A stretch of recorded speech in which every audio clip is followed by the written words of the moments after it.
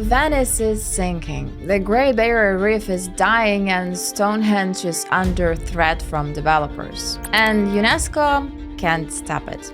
Despite receiving millions in funding from member countries, this global organization struggles to protect cultural and natural heritage in peacetime and wartime. So why does UNESCO exist? Today we'll break down how UNESCO works. Why couldn't it stay neutral? How did it help the USSR spread its soft power?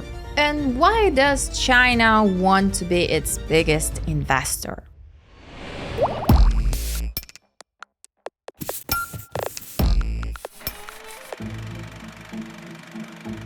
UNESCO was born from the optimism of the post-war era. After World War II, humanity clung to the belief that cultural exchange could prevent future tragedies. So, less than a month after UN's creation, a special agency was established to focus on education, science, and culture. The goal was grand, to embody cosmopolitanism and art beyond politics. But reality quickly intervened. Unlike the UN, the Soviet Union wasn't among UNESCO's founding members. No surprise there. The organization promoted press freedom, democracy, open access to information, and protection of cultural heritage. Ideas too remote for Stalin. To him, international politics was diplomacy between superpowers, and smaller nations had no business being hurt. The USSR joined UNESCO only in 1954, after Stalin's death. But Moscow didn't suddenly discover love for culture and peace. It saw an opportunity. Soon the USSR was using UNESCO to push its agenda, even selling the idea of paying official tribute to Lenin and Marx by celebrating their birthdays. By the 1960s, the Soviet Union flooded UNESCO's Paris headquarters with requests for conferences and seminars on Soviet soil. These events painted a polished image of the USSR, hiding overcrowded prisons and repressed writers. Foreign intellectuals Pablo Neruda, Jacques-Yves Cousteau, Simone de Beauvoir, Jean-Paul Sartre were brought in on carefully curated tours. Sartre, despite publicly breaking with communism after Hungary's 1956 revolution, still accepted UNESCO invitation to the Soviet Union. Back then and now, cultural elites often believed terror wasn't a reason to stop supporting and promoting an aggressor's culture. Consciously or not, they became tools for whitewashing the authoritarian regime. Education and science proved even better tools for Soviet influence. Through UNESCO programs, the USSR provided scholarships to young people from Latin America, Asia, and Africa. Students received a heavy dose of communist ideology, alongside lessons in medicine or engineering. Of course, cracks appeared. In 1963, hundreds of foreign students stormed Red Square, outraged by the police's indifference to racist attacks. But despite such incidents, even today, Moscow's education keeps attracting students from the global south. They seem undeterred by Russian xenophobia or even the possibility of ending up in trenches. In India, the USSR went beyond scholarships. Under UNESCO's banner, it funded the Technical University in Mumbai. In return, Soviet cinemas were flooded with Indian films. An uneven exchange, perhaps, but the USSR made the most of it. Soviet professors were sent to India but faced a language barrier. Instead of learning Hindi, they created a Russian language department, turning the institute into a hub for Russian studies across India's engineering colleges. This educational diplomacy left a lasting legacy. Soviet goodwill transformed into today's tolerance for Putin's Russia across the global south. While the most of the world imposes sanctions and cuts ties, many nations in this region remained reluctant to follow suit. And who knows how much of an effect such uses of soft power are still lingering. By the mid-1980s, Soviet influence within UNESCO reached its peak. But the US was already tired of the agency being politicized leftward. and its financial irresponsibility. Among other factors, this led the US to withdraw from the organization in 1984. They later rejoined in 2003, seeking global unity in the wake of 9/11. But the US under Trump administration slammed the door shut again in 2017. Crucially, membership fees has already been halted during Obama's presidency in 2011. This created a financial vacuum within UNESCO, as the US had contributed up to 20% of its budget. Enter China. Seizing the opportunity, Beijing stepped in with annual contributions reaching 65 million, becoming UNESCO's largest investor. Coincidentally, China now boasts the second highest number of UNESCO-designated heritage sites, second only to Italy. Yet UNESCO conveniently overlooks the Chinese Communist Party's repression of the Uyghur population. The cultural heritage of this minority group is either ignored or destroyed. China's influence also blocks Taiwan's membership and permits mining in protected Tibetan regions. They even managed to insert materials about the Nanjing massacre into the International Register of Documentary Heritage. This highly sensitive event involving the mass killing of Chinese civilians by the Japanese army prompted Japan to hold its membership fees in protest. Every dollar withheld further strengthens China's grip on UNESCO. Alarmed by China's growing influence, the Biden administration agreed to pay a big chunk of UNESCO's annual operation budget to regain US membership. But geopolitical clashes aren't UNESCO's only problem. Since the late 90s, internal corruption has been eating away at the agency. A 1999 audit revealed that 40% of appointments and promotions were based on nepotism. Questionable figures have even held leadership positions. Irina Bokova, who served 2 terms as Director General, is the daughter of a communist-era propagandist involved in suppressing Bulgarian dissidents. She was educated in Moscow, speaks fluent Russian, and her candidacy was backed by Putin's allies. Adding to the intrigue, Bokova's husband was linked to a massive Azerbaijani money laundering scheme, involving almost $3 billion. While Bokova claimed ignorance, UNESCO's long-standing silence on Azerbaijan's repression of journalists raises eyebrows. It's difficult to believe that this cozy relationship with authoritarian regimes haven't influenced UNESCO's inaction on issues like minority rights in China or cultural destruction in Russia-occupied Crimea. Despite new leadership, concerns about UNESCO persist. So, what's going wrong? We often expect too much from international organizations. In UNESCO's case, member countries shoulder more responsibilities than the agency itself. Let's explore this dynamic through UNESCO's most recognized endeavor, the World Heritage List. Contrary to popular belief, UNESCO doesn't actively seek out sites to protect. It simply approves or rejects applications from countries. The selection criteria are frankly vague. A site needs to meet just one, whether it's being a masterpiece of human creative genius or showcasing outstanding examples of nature's beauty. Deciding which site is more significant without causing offense is a diplomatic tightrope walk. Initially, the list focused on tangible monuments, both cultural and natural. But this approach skewed heavily towards European high art, think castles and cathedrals. It overlooked the rich intangible heritage of Asia and Africa. To address this, UNESCO expanded its scope. Now even ancient traditions can be recognized. However, this comes with its own set of challenges. The communities who hold these traditions must consent to their inclusion. It also needs to steer clear of overt discrimination, an issue that once arose with the nomination from Belgium. Exploring UNESCO's interactive map of customs and rituals is surprisingly insightful. Among the entries, you'll find many examples of world cuisine.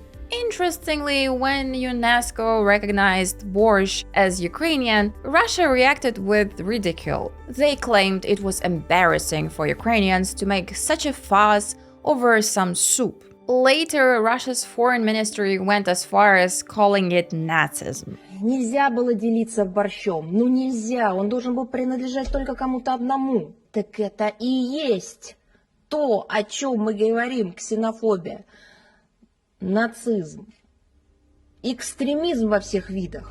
But taking pride in your culinary heritage is perfectly natural. After all, the list includes Korean kimchi, Turkish coffee, and even the French baguette.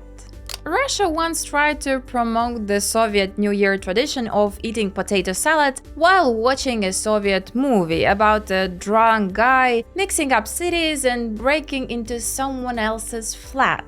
All of the Soviet cities, after all, were copy-paste, from street names to house looks. How inspiring. They might have succeeded too, if not for one issue. The Kremlin refused to ratify the Convention for the Safeguarding of Intangible Cultural Heritage. Before this, Russia did manage to secure Yakut traditions a spot on the list. But while they checked the box of inclusion, protecting the identity of national minorities, well, that's clearly not their style. When a state nominates something for the list, it commits to financing, researching, and protecting it. UNESCO can provide experts, equipment, consultations, and even financial aid in emergencies. But the primary responsibility still falls on the member states' shoulders. The situation with tangible monuments is equally troubling. UNESCO often finds itself unable to protect sites even from their own governments. Liverpool and Dresden, for example, were stripped of their World Heritage status. Why?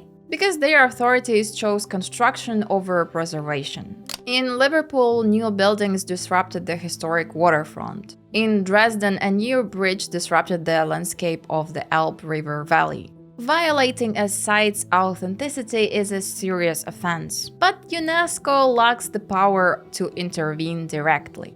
They can warn, condemn, and ultimately delist a site, but they can't stop the bulldozers. Theoretically, losing World Heritage status should be a national embarrassment, a deterrent against future violations. In practice, business interests often prevail. Take Venice as a vivid example. Scientists have long warned that climate change could sink the city. To slow its destruction, limiting tourism is essential. Yet, even something as obvious as banning giant cruise ships from parking near the historic center took decades of debate. UNESCO warned that ships' waves erode fragile structures. But the financial interest of port authorities and cruise ships held sway, with support from politicians like the mayor and Italy's interior minister. Only after a cruise ship collided with the embankment, injuring several people, did authorities finally ban this behemoth from the lagoon. But over-tourism persists. UNESCO has repeatedly considered adding Venice to its list of endangered sites, but the decision keeps getting delayed. Rumors point to corruption within the Italian government. In 2023, Venice introduced a €5 entrance fee for day trippers, hailing it as a solution. But this fee applies only 54 peak days a year. It's little more than a PR stunt, allowing officials to keep profiting while avoiding real change. This isn't an isolated case. The term UNESCO site has emerged to describe the phenomenon where World Heritage status becomes a curse rather than a blessing. When a monument attracts too many tourists, local businesses are replaced by souvenir stalls selling cheap trinkets. Apartments become boutique hotels. Even basic groceries become unaffordable. When locals are priced out and leave, no one is left to fight for their neighborhood. This is a grim reality facing Venice's historic center. But if UNESCO struggles to protect cultural monuments during peacetime, what hope is there during times of war?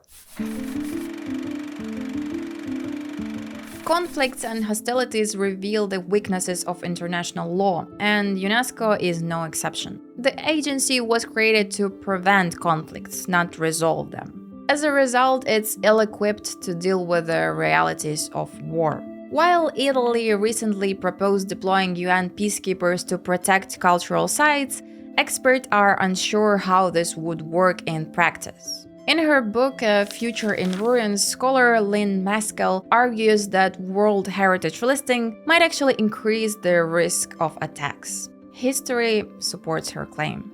The Taliban dynamited ancient Buddha statues in Afghanistan in 2001. In Syria, ISIS militants destroyed the Temple of Baal in Palmyra and brutally executed an archaeologist who tried to protect the site. A year later, Russia held a symphony concert amidst the ruins, a cynical act that went unchallenged. Although UNESCO operates under a range of conventions, only one from 1972 directly addresses wartime situations. It requires the agency to document cultural heritage sites at risk. Its primary role is to record damage, compile evidence, and prepare documentation for potential use in international or domestic courts. But deciding what sanctions to impose, that's left to individual states. UNESCO merely documents the violations and steps aside. In essence, during conflict, UNESCO is more effective at dealing with aftermath than preventing damage. However, there is one crucial point. Attacking a UNESCO-protected site is automatically considered a war crime. This simplifies legal proceedings against perpetrators. UNESCO can provide experts, equipment, and funding for restoration after a conflict. But preventing damage in the first place, that's beyond its capabilities. The best international law currently offers is the Blue Shield mechanism. This initiative, overseen by ICOMOS, marks important cultural sites. The idea is simple. Attach a symbol to a building, and theoretically it becomes protected from attack. In theory, this might work in a conventional conflict between two parties adhering to international norms. But in modern warfare, a ballistic missile or a drone strike won't be deterred by a symbol. UNESCO's power is even more limited in territories occupied by authoritarian regimes. Crimea is a prime example.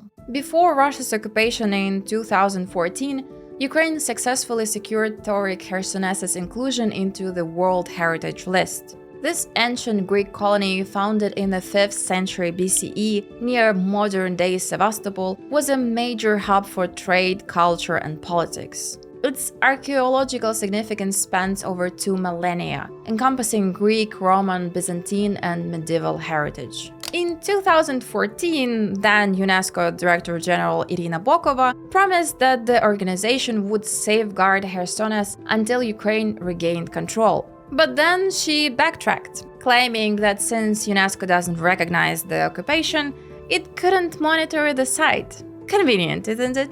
As a result, Chersonesus was abandoned until 2017. International law dictates that occupying power should preserve cultural heritage. But it's Russia. Instead, bulldozers rolled in. Archaeological treasures were looted or carelessly discarded. The ancient ruins were dismantled, rebuilt, and reshaped into what occupiers proudly call New Chersones. Today, the site functions as an entertainment complex, a museum of Novorossiya, and a self-proclaimed center of Russian Orthodoxy. The historical integrity of Tauric Chersones has been erased and replaced with propaganda aimed at legitimizing occupation and generating profit for local elites. In essence, a priceless archaeological treasure, a window into ancient civilizations, has been reduced to a theme park, serving imperial narratives. The Khan Palace in Bakhchisarai tells a similar story of neglect and destruction. This palace is the only surviving example of Crimean Tatar palace architecture. The rest of their architectural heritage was wiped out during the 1944 deportation and subsequent Soviet repression. Now, under the guise of restoration, the palace is being irrevocably damaged. The entire complex is slowly sliding towards the Churuksu River, its facade crumbling. The companies hired for the restoration lacks expertise in ancient architecture. This means that even after the occupation ends, the palace won't qualify for World Heritage status. Its authenticity has been destroyed. Herceneses likely faces the same fate. UNESCO still lacks proper access, relying on satellite imagery and activist report for monitoring. To properly document the damage, UNESCO experts need to be on the ground. Those are the rules and no one seems eager to change them. Despite Russia's blatant violation of international conventions, UNESCO can't even expel them. According to the statutes, only states expelled from the UN can be removed from UNESCO. The future of UNESCO looks bleak. Israel withdrew a few years ago, Japan froze its contributions, and Trump's return could mean another US withdrawal. This powerlessness of international diplomacy might seem discouraging. So, what can we do to protect our cultural heritage? Let me share a few examples. In 1990, during the Gulf War, Iraq looted artifacts from Kuwait. The Kuwaiti government appealed to the UN Security Council, providing detailed list of stolen items. Iraq eventually returned around 25,000 objects. But ironically, that same year, the US invaded Iraq, and Iraq itself reported the loss of its own treasures. They submitted lists to UNESCO, but without any supporting evidence, no photos, no descriptions. They received no help, a lesson worth remembering. Now, a different story. In 2019, a fire ravaged Notre Dame Cathedral in Paris, but it has been meticulously restored. Why? Years earlier, the developers of the video game Assassin's Creed had spent 2 years creating a detailed 3D model of the cathedral. This data proved invaluable for the restoration efforts. This case highlights the fragility of our heritage, both in peacetime and wartime. We can't always prevent theft or destructions, but we can prepare for the worst by digitally preserving our cultural treasures. Digitalization and 3D scanning are costly, and the expertise isn't readily available everywhere. But in the description below, we will leave links to initiatives which are working in the field of cultural preservation. You can support their work with your donations. UNESCO was founded on noble ideals. Sadly, reality has proven far more complex than envisioned in 1945. The organization simply lacks the power to confront authoritarian regimes, let alone wars. While UNESCO's investments in education, science, and restoration of damaged cultural heritage are vital, its core mission, protecting our shared heritage, can only be fully realized in a world free from conflict and corruption. But that doesn't mean we should give up. In the face of these limitations, our responsibility becomes clear. It's up to us to care, to act, and do whatever is within our power to preserve culture. Whether through raising awareness, supporting initiatives, or simply sharing knowledge, every effort matters. You can start by sharing this video and subscribing to our channel. Staying away from the extremes of blind trust in international organization or despair due to their ineffectiveness also helps. Take care and see you soon.